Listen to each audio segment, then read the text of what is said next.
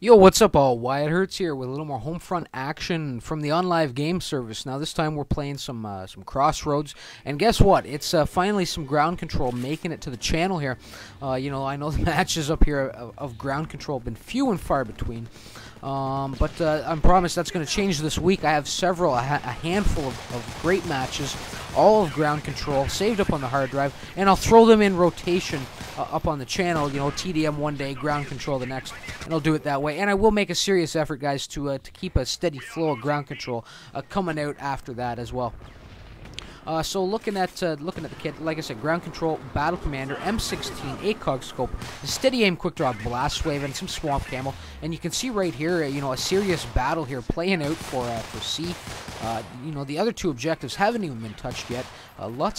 Just a ton of death going on over here as this skirmish plays out. But eventually the tide does turn. We turn it. They were holding C, but my team is stacked thick in there now. I don't even have enough time to get up there for the BP. That's how fast that objective is ticking down.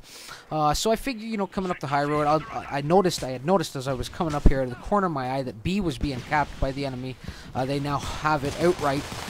So I figured I'd come up here and try and work my way over to the hole and infiltrate it that way. Take a little fire in the back on the way from Mr. Maximus, turn around and make pretty quick work of him. And eventually I do get to the hole, creep out on the beam, and looking down here, I do find a couple of unsuspecting enemies in both Nay and Toys Du.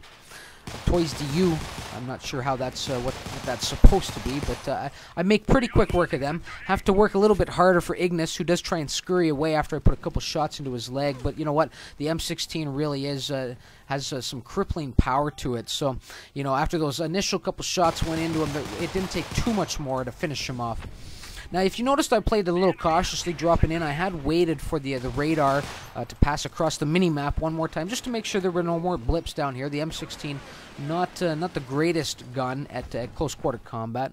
Now, Short Dog making a great little rush in on me there. I had seen that the objective was contested just before he came around the corner. I was getting ready to step out myself to give him a knife or possibly a C4, depending on where he was. But he was just too quick for me. He was already right up there in my face, and put his blade in my chest, plunged his blade into my chest.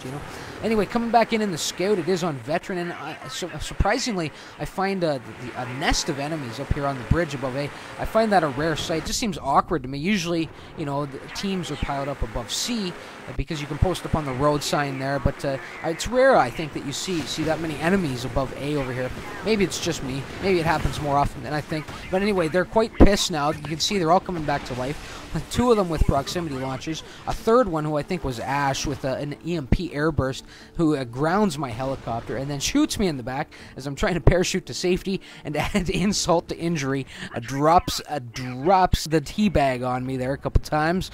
Ash, I got my eye on you, son. No, it's all good. Pardon the pun, but it's about time one of you guys grew a pair, and dropped the tea bags on me in one of my videos. I am pretty loose with them myself. I do have a tendency to drop them on you guys quite often, so it's good to see it. It's all for a laugh. It's all in good fun. And Ash asking, some milk, sir, some milk with that tea bag. Yes, Ash, certainly, sir. Give me a splash of milk there across the face with that tea bag. Thank you, sir. Thank you, sir. Anyway, moving on. You can see we have been pushed back on the objectives, and right there, just some bad luck. I did have a pretty good, if you were paying attention while I was ranting on about the teabag, I did have a pretty good C4 perimeter up there. It did get dismantled, however, by TJ when he came in with probably a grenade or a C4 of his own, and then he did drop another C4, and unluckily, I got stuck in the blast wave. I think it was a little collateral damage there. I think the C4 he had put down was actually intended for my teammate who was in there, and like I said, I was unlucky enough to be the one to feel the pain from it, but I do come back in here for some revenge, and I will get it. A nice, I put a couple shots in him to push him back, then a nice strafing step out with the hip fire from the M16 to finish him off, and then a great little knife there on the lunging sniper, who was Ferrex Anima, I do believe was the name. And I hold off, between me and my team, we hold off the assault that they were making on C, and I do push right across the road, looking to get in here on A. I catch Nay coming really wide there, looking to get deep and going wide in the process. So he was either making a move for that little mound up by our spawn, or maybe maybe making a move for the road sign as well. But I do get in here on A. My attack on this objective is short-lived with a great grenade from Toys Do, you know. From where he was standing, the fact he got it over the crates and had it bounce just right by my feet was certainly worth mentioning. And really, he didn't leave me much options, or many options there. I could have possibly run forward, but I didn't. I squandered my time away trying to. I kind of froze up there for a second and just kind of backed right up on top of the grenade rather than running away from it. But anyway, coming back in the scout, you can see the enemy's pretty thick down this central road. Armor's rolling out there, and a couple great players with them, Short Dog and Ash, and the infantry are thick down here as well. Now I'm looking at the map. You know, I was aware we were holding A and C, and I knew they had B, and I figured with the armors out there, we're not gonna get a dent in on B just yet. But I didn't feel like really going after the armor. We are holding, you know, the advantage with the two objectives. I figured it would probably be best to try and keep them, the infantry, the enemy infantry contained to the spawn, and make my teammates' job that much easier when they're trying to defend the objective. So I'm just looking to thin the herd, try and keep the pressure off of the guys that are trying to hold A and C, not really worrying about the armors too much, not really worrying about B. Let the team do what they want to do, but trying to keep a strong line of defense up against what we are holding, you know. And it does pay off. You can see it's all but, this round is all but over. We do end up losing C and grabbing B in the process after the armors do get scrapped. You know what? You know, it all worked out. It worked out well. Kind of the plan of what I was hoping would happen did happen. And Gilles Dirt or Gilles Dare, I'm not really sure. It looks like it could be pronounced French. It may just be Gilles Dirt. Maybe you'll give me a confirmation on that, man, in a message or something. Let me know if I'm saying it right or not.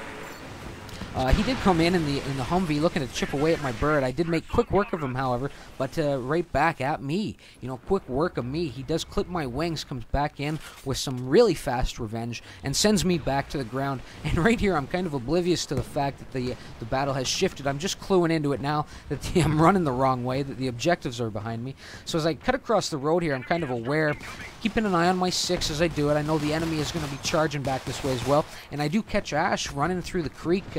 You know, make pretty quick work of him. I was leading the target probably a little more than I should have there. It took a few more bullets than was really needed to do it, but I did eventually put him down. And do get in right in here on A. Now, I do run into some opposition, however. TJ Pride making a charge in there.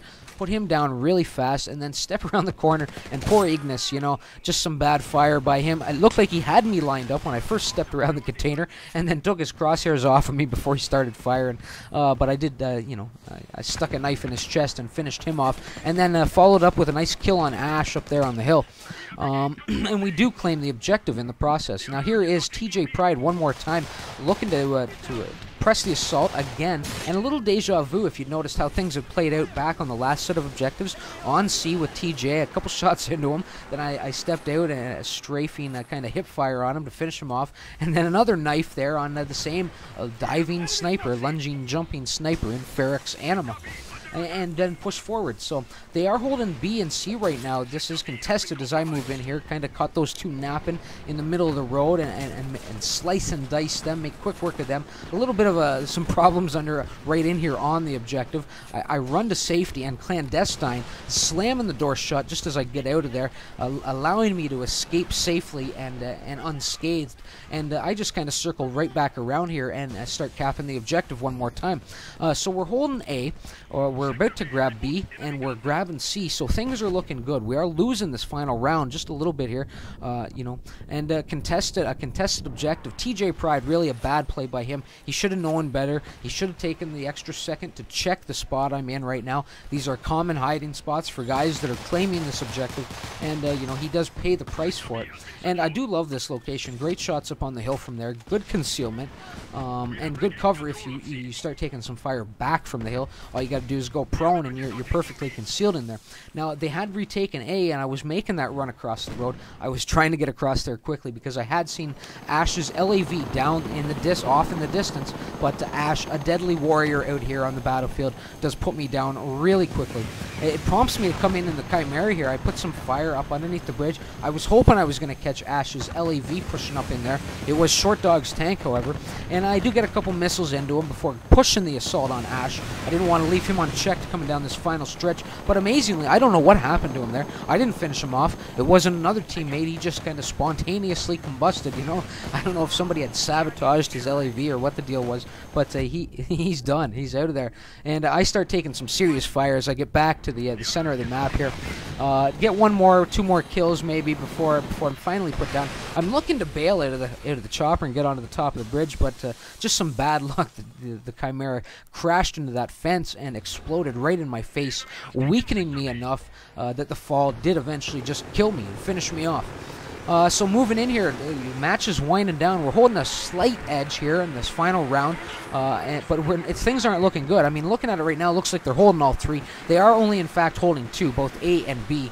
It was just a contested C. We do have that, and I pushed the charge right underneath the bridge, parked the helicopter down here, popped the flares on the way in, popped them a little early, you know, take a little fire by the looks of things, and then somebody pushes me out of there, coming in an armor, just bumps me, steals my glory. He's like, Wyatt, that's enough. Move along, sir. No helicopters underneath the bridge, please. And it's Ryan 66 in his LAV. Just gave me a little bump and pushed me out of there, but no real harm done, as you know, we are holding all three objectives now. And it's all but over, and there it is, victory, and a comeback victory at that, and a great victory at that. Really a great round, action-packed, intense gameplay. You know, you can't ask for any better than that, and some pretty good numbers for me, the 42 and 8. You know, anytime you're up in the 40s or 50s, even if it is kind of a 3-round ground control game, it's always worth mentioning. So a 42 and 8 for me, and let's run down a few other numbers here. Ryan 66 with a 34 and 15, and Clandestine 20 and 12, Peace Pat 22 and 7. Going down a little bit further, Carleone with a 10 and 5, and I actually think he may have come in late on that game. Anyway, looking on the other side here, Short Dog 23 and 16, Dark Boy 16 and 10. And really not much more worth mentioning. Ash in there with a 10 and 6, but I think he was goofing around a little bit that round. I'm not really sure. He did get those, you know, the tea bags in on me. So it was certainly a good round for him in that regard. So anyway, guys, I hope you enjoyed the vid. If you did, please do leave a like, a comment, subscribe to the channel if you haven't already. I know today is Friday. I know that I promised to get this featured Friday stuff going. The first guy's been chosen. The round has been captured. It's just a matter of getting the video out. I was going to try and roll it out today, but I think I'm going to hold it off until Monday. So this week will be featured Friday on Monday. You know, and it's not really a big deal. If I do get up to 2 videos a week with the featured stuff, they will be rolling out on Mondays and Fridays most likely. So not really a big deal. So I hope you guys are looking forward to that. I'll leave who it is a surprise. If the person who it is wants to spread it around, then that's fine. Or leave it in a comment. That's fine as well. It's up to you. But beyond that, I'm just leaving it, keeping it quiet for now. Anyway, guys, like I said, thanks for watching the vid, and until next time, remember Wyatt Hertz. Later.